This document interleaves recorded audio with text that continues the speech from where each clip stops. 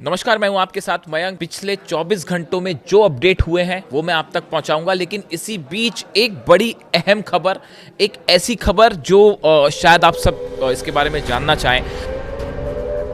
देखिए, आज 16 मार्च है और 16 मार्च की सबसे बड़ी खबर, ईरान की तरफ से बड़ी चेतावनी आई है। और चेतावनी ये कि अमेरिका पर एक बार फिर हो सकता है 9/11 जैसा ट्रेड टावर जैसा हमला। और ये चेतावनी आई है ईरान की तरफ से। देखिए, ये ऐसी खबर है जिसने पूरे अमेरिका में दहशत फैला दी है, खौफ फैला दिया है। 9/11 एक वो हमला था जिसने पूरी दुनिया को हिलाकर रख दिया था। अब इसी तरह की वार्निंग ईरान की तरफ से आई है कि एक बार फिर 9/11 ट्रेड टावर्स जैसा हमला हो सकता है। देखिए, ये वार्निंग दी गई है ईरान के सिक्योरिटी काउंसिल के सचिव जो है अली लारिजानी साहब, इनकी तरफ से।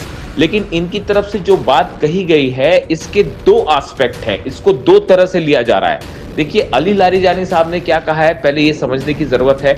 उनका कहना ऐसा है कि अमेरिका में ही कुछ नेता मिलकर जो हैं वो 9/11 जैसा हमला करवा सकते हैं, यानी अमेरिका खुद पर इस तरह का हमला करवा सकता है और उसके लिए ईरान को दोषी ठहराया जा सकता है और ये आरोप लगाए जा सकते हैं कि ये हमला ईरान ने करवाया है।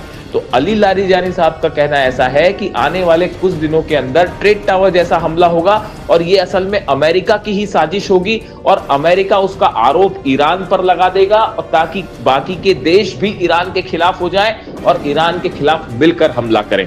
इस तरह की एक साजिश हो सकती है। ये बात अली लारिजानी साहब की तरफ से कही गई है।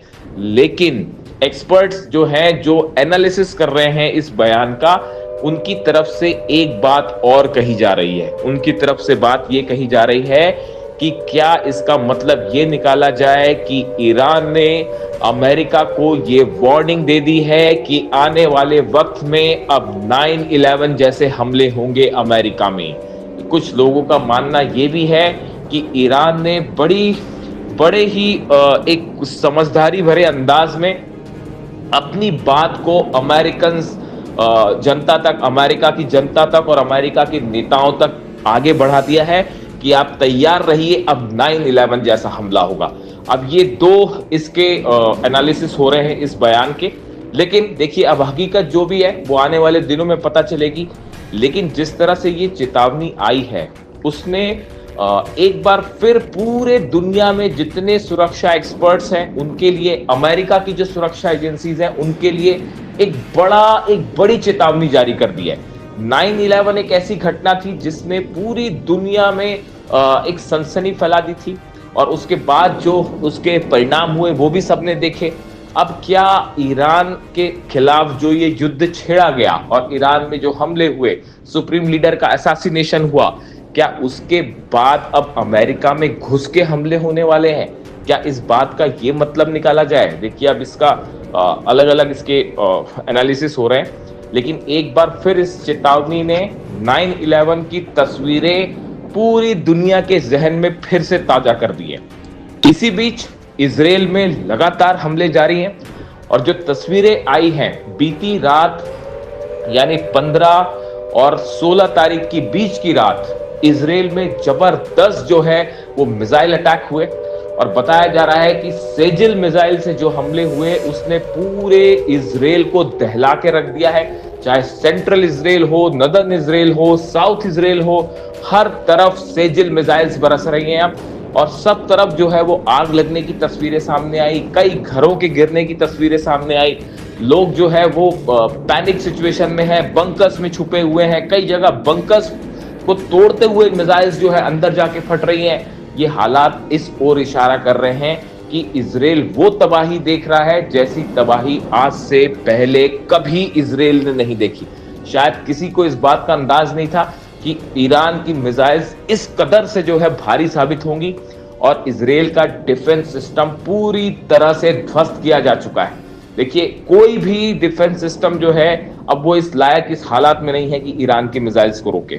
इसराइल में जो हमले हो रहे हैं उसके बाद बड़ी संख्या में लोग सड़कों पर आए और नेतन्याहू के खिलाफ, इसराइल की गवर्नमेंट के खिलाफ उन्होंने नारेबाजी शुरू कर दी। और ये कहा जा रहा है कि इसराइल की जनता इस बात से सख्त नाराज है कि आखिर क्यों उसे इस वॉर में खींचा गया, ईरान पर हमले क्यों किए गए।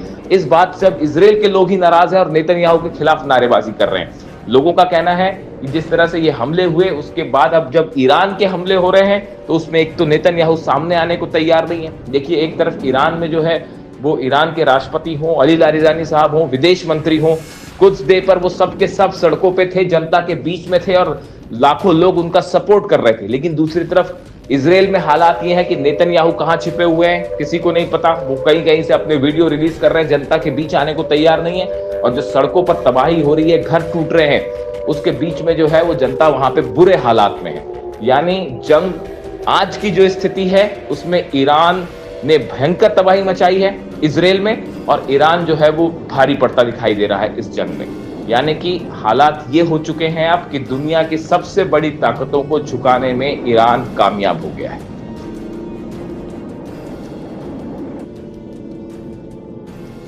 देखिए, आपके क्या व्यूज़ हैं इसको लेकर, कमेंट करके बताइएगा। जो भी जुड़ा अपडेट होगा वो मैं अगली वीडियो में आपको बताऊंगा। Thank you so much.